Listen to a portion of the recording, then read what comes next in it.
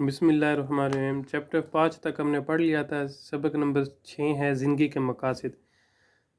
کامیابی کا راز یہ ہے کہ انسان یہ جانتا ہو کہ وہ زندگی میں کیا چاہتا ہے اور وہ جو چاہتا ہے اس کو حاصل کرنے کے لیے کیا قیمت چکانا ہوگی، اور پھر اپنی ساری توانائیاں اس قیمت کو چکانے میں لگا دے۔ اللہ تعالیٰ نے انسان کو بے پناہ صلاحیتوں سے نوازا ہے، اور زندگی میں کسی مقصد کے نہ ہونے سے تمام صلاحیتیں ضائع ہو جاتی ہیں۔ کامیاب لوگ واضح طور پر جانتے ہیں کہ وہ کیا چاہتے ہیں اور یکسوئی سے اس کو حاصل کرنے کے لیے روزانہ کی بنیاد پر کوشش کرتے ہیں۔ انسان زندگی میں جو چاہے حاصل کر سکتا ہے، مگر اس کے لیے ضروری ہے کہ اس کو پتہ ہو کہ وہ کیا چاہتا ہے۔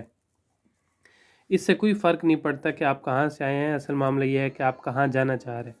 جنگل میں گھٹا ٹوپ اندھیرا چھایا ہوا تھا، ہاتھ کو ہاتھ دکھائی نہیں دے رہا تھا، اوپر سے زوروں کی بارش ہو رہی تھی۔ لمحہ بھر کے لیے بجلی کڑکتی ہے تو تاریک اور پراسرار اور الجھا دینے والی عظیم وجود پر کچھ روشنی پڑتی ہے۔ وہ نوجوان کئی بھول بھلائیوں سے گزرتا ہوا اور ہاتھوں سے راستہ ٹٹولتا ہوا درخت کے اس جھنڈ تک پہنچا جہاں پر کئی راستے آپس میں گڈ مڈ ہوتے تھے۔ اس نے کانپتے ہوئے ہونٹوں سے دل کی گہرائیوں کے ساتھ اپنے رب سے رہنمائی کی، درخواست کی کہ میرے اللہ، اگر خواجہ خضر کا کوئی وجود ہے تو ان کو بھیج دے، میں راستہ کھو چکا ہوں اور اپنے آپ کو تیرے حوالے کرتا ہوں۔ اس نے بچپن میں ماں سے سنی ہوئی حکایتوں کی روشنی میں بے سخت فریاد کی۔ خواجہ خضر کے بارے میں مشہور تھا کہ وہ بھٹکے ہوئے کو راستہ دکھاتے ہیں، بشرط یہ کہ دعا قبول ہو جائے۔ شاید اس کی دعا قبول ہو گئی۔ بارش کے لپیٹے جیسے ایک دم ہلکے سے ہو گئے، آسمان سے روشنی نمودار ہوئی جس میں ایک بزرگ نظر آ رہے تھے جو اس کی دعا کا جواب بن کر آسمان سے اترے تھے۔ نوجوان بزرگ کو دیکھ کر خوش ہو گیا۔ نوجوان، کہاں جانا چاہتے ہو؟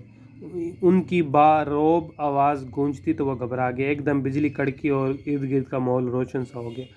نوجوان کو معلوم ہو گیا کہ وہ کسی دورائے پر نہیں بلکہ شاید سورائے پر کھڑا ہے۔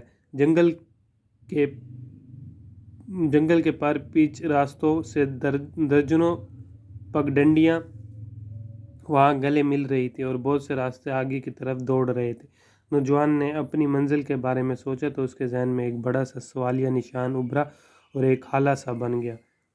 میں واقعی کہاں جانا چاہ رہا ہوں؟ اس نے الجھن میں اپنی پیشانی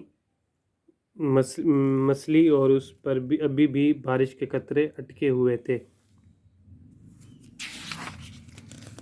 میں یہاں سے باہر جانا چاہ رہا ہوں۔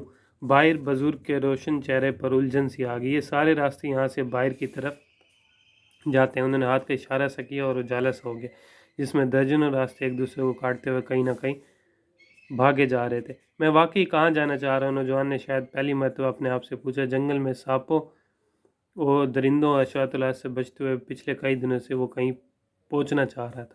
اب جب کہ اس کی فریاد سن لی گئی تھی اور راستہ دکھانے والا بھی میسر تھا، اسے یاد آیا کہ اس کی منزل کا کوئی واضح چہرہ موجود نہیں ہے۔